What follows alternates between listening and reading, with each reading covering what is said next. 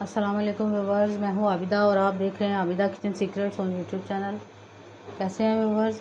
उम्मीद है अल्लाह ताला के फजल करम से सब खैरियत से होंगे और अल्लाह ताला हम सबको मुसीबतों से परेशानियों से बचाए। तो व्यूवर्स, आज हम जो रेसिपी बनाने जा रहे हैं उसके लिए जो इंग्रेडिएंट्स रखे हुए हैं सबसे पहले उनके ऊपर एक नज़र डाल लेते हैं। बिस्मिल्लाहिर्रहमानिर्रहीम। व्यूवर्स, जैसा कि नज़र आ रहा है आज हम बीफ पाए बनाने जा रहे हैं। उसके लिए मैंने एक पाया अच्छी तरह से उसको पहले भून लिया था और अब साफ़ करके उसको आपके सामने रखा हुआ है। और साफ़ करने के बाद इसको मैंने 2-3 टेबल स्पून वाइट सिरका लगाकर इसको पानी में डालकर भिगो कर रखा हुआ था आधा घंटे के लिए। और अब उसमें से निकाल कर साफ़ पानी से धोकर ये आपके सामने रखा हुआ है। इस तरह करने से इसकी स्मेल बहुत अच्छे से ख़त्म हो जाती है। और साथ ही इसके एक प्याज रखा हुआ है बड़ी साइज़ का काट के मैंने। और ये कुछ स्पाइसेस रखे हुए हैं।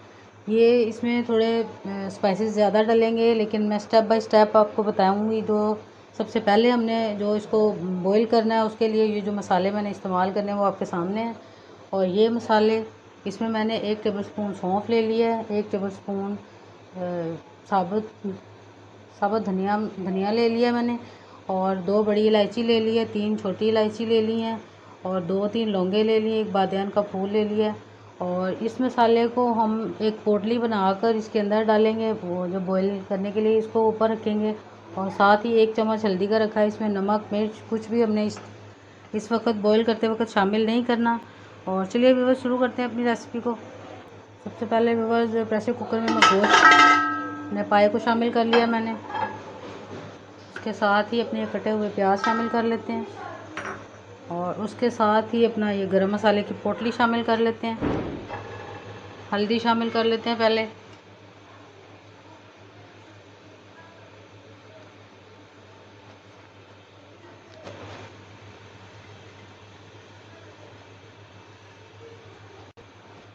मैं सारे मसाले इस तरह एक वाइट कपड़े में बांध के मैंने इसको ढीला सा बांधा है ताकि इसके अंदर से जो मसाले हैं भीग कर उसका जूस भी अच्छी तरह से रिलीज़ हो सके।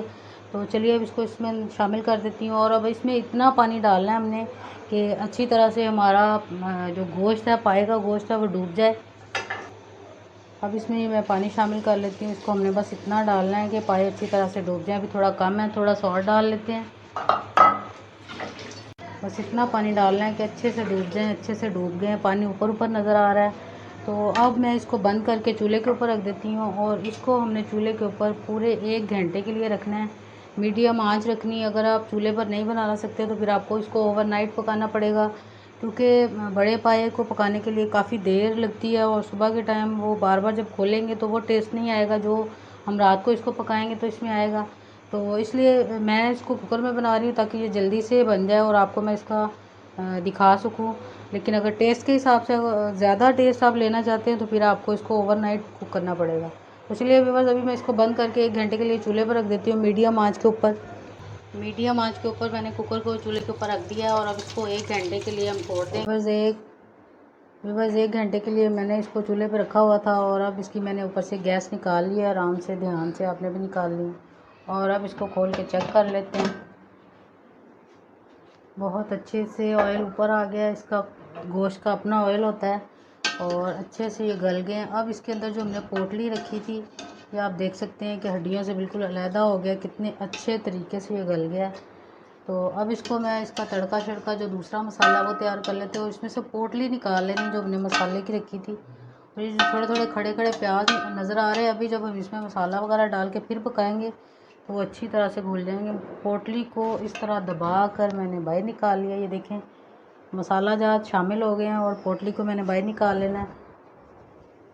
और अब हम मसाला तैयार करते हैं। पाए हमारे गल गए थे और तैयार हो गए थे, तो अब उसके लिए हम मसाला तैयार कर लेते हैं।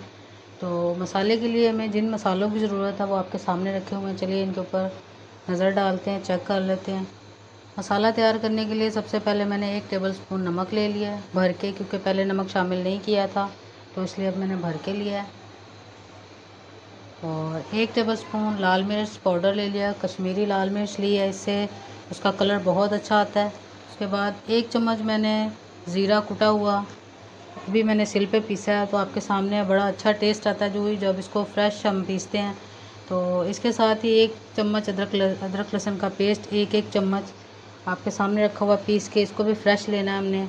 और ये हाफ़ चम्मच जो है टेबल स्पून मैंने गरम मसाला लिया है, और हाफ़ चम्मच मैंने पाए मसाला लिया है, पैकेट वाला भी ले सकते हैं, मैंने होममेड लिया है। और 1 टेबल स्पून मैंने इसमें धनिया पाउडर लिया है, वो भी बिल्कुल फ्रेश है। फ्रेश मसाले इस्तेमाल करें तो टेस्ट बहुत अच्छा होगा।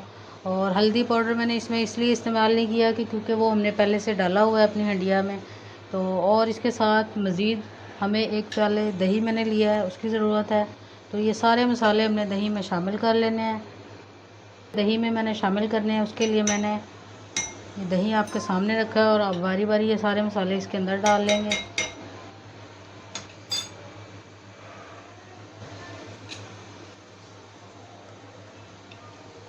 सारे मसाले डाल लेंगे अदरक लहसुन के अलावा।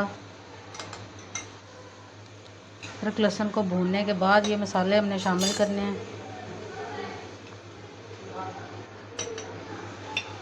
सारे मसाले डालने के बाद दही को अच्छी तरह से हमने फेंट लेना है।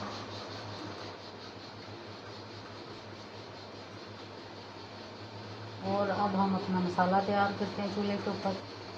भूनने के लिए मैंने 1 कप से थोड़ा सा कम ऑयल या घी कुछ भी ले सकते हैं, मैंने ऑयल लिया है और चूल्हे के ऊपर रख दिया। और अब इसके अंदर अदरक लहसुन का पेस्ट शामिल कर देते हैं, जो ही गर्म हो रहा है थोड़ा थोड़ा, और इसको हम भून लेते हैं। अभी घी अच्छी तरह से गर्म नहीं हुआ, लेकिन अभी बस इसी को हमने भूनना है, तो इसलिए ये अच्छी तरह से गर्म हो जाएगा। अभी छोटा बर्तन इसलिए लिया है कि 1 पाया मैंने पकाया है, तो उसके लिए थोड़ा सा तड़के की हमें ज़रूरत है, थोड़े से मसाले की। ये जो मसाला तैयार कर रहे हैं तो इसलिए मैंने इसको फ्राई पैन में बनाया है।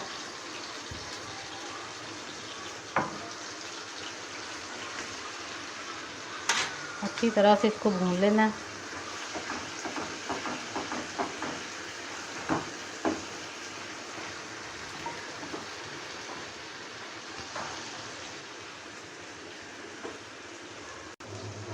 अदरक लहसुन का पेस्ट अच्छे से भुन गया है, कुरकुराहट आ रही है, उसकी आवाज़ें आ रही हैं। आप देख सकते हैं कि साइडों से थोड़ा थोड़ा ब्राउन सा होना शुरू हो गया। तो बस इसको बस भून के इसके अंदर ये जो प्याले में मैंने मसाले डाले थे उसको शामिल कर लेंगे इसके अंदर।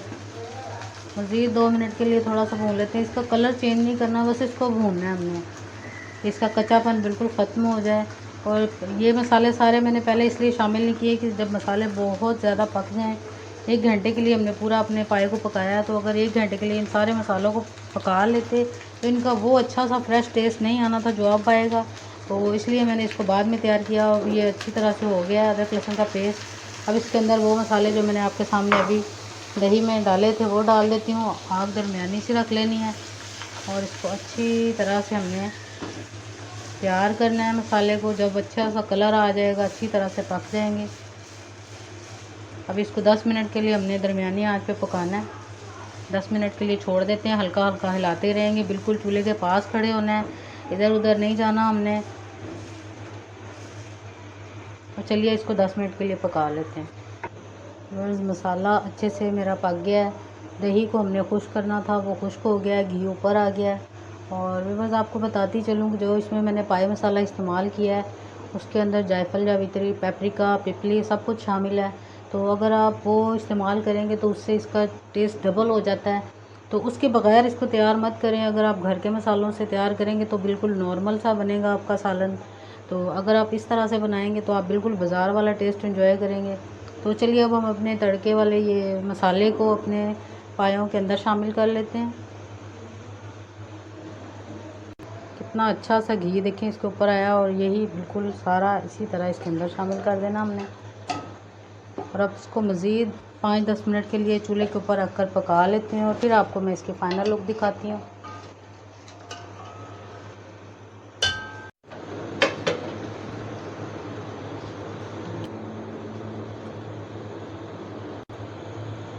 बस 10 मिनट हो गए हैं। तो 10 मिनट के बाद मैंने प्रेशर कुकर का ढक्कन खोल लिया है। तो बड़े मज़ेदार से हमारे पाए तैयार हो गए हैं। अब इनको डिश आउट कर लेते हैं। अब अपने पाए मैं डिश आउट कर लेती हूँ। प्लेट में इसलिए कर रही हूँ ताकि आप देख सकें कि इसकी कितनी अच्छी लुक आई है और कितना अच्छा इसका कलर है, इतना ही अच्छा इसका टेस्ट है।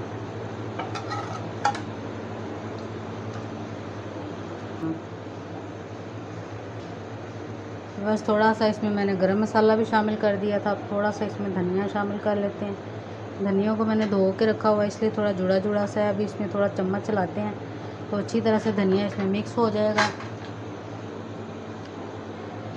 मज़ेदार टेस्टी सी रेसिपी है व्यूअर्स, ज़रूर ट्राई करें।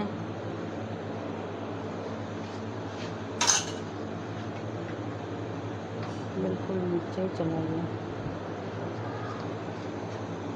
और व्यूअर्स, अगर मेरी रेसिपी आपको पसंद आए तो मेरे चैनल को सब्सक्राइब करें, लाइक करें, मेरी वीडियो को शेयर करें और आने वाली वीडियोस को देखने के लिए बेल आइकन को प्रेस करें। फिर मिलेंगे नई रेसिपी के साथ, तब तक के लिए अल्लाह हाफिज़।